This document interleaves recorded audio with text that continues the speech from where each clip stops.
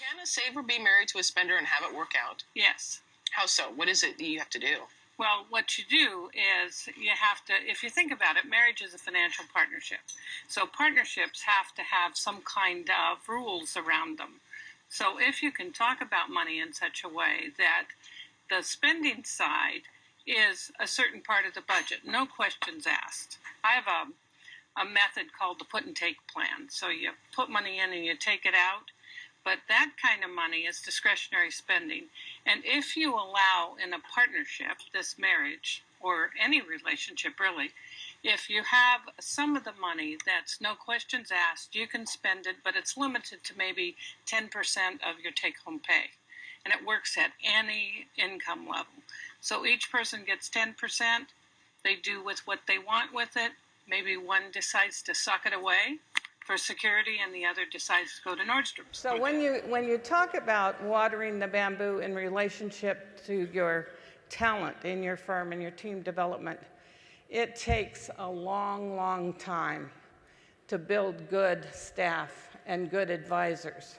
And I think what's missing in our industry, and I'm really strong about this, is that in the wirehouse culture, they hire these kids out of college, they put them in the broker seat. They say within 1 or 2 years, if you don't bring enough money, they cut you, throw you out the door. I hired one of those kids 1 year at Morgan Stanley, 25 years old. And get this, ladies, this guy's 6'2". He was a football player. He is talented, smart, and he's my dedicated assistant.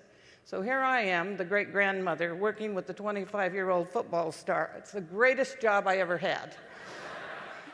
So Vanita Van Caspel, I shared the stage with her many, many years ago. She just recently, I think a couple of years ago, passed away. But I remember in her books, she wrote Money Dynamics. She was called the First Lady of Financial Planning, if you remember.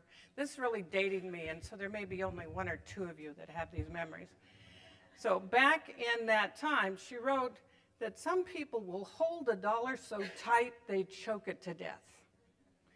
Do you think Vanita, Kitty, had seen that 10 of discards? Did she know that if you choke it too tight, you don't give it energy, that it won't have that energy, and nothing will happen?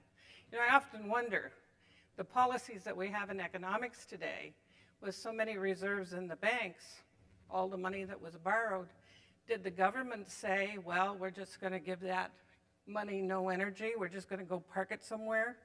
So what happens to an economy where the dollar's held too tight? Good question.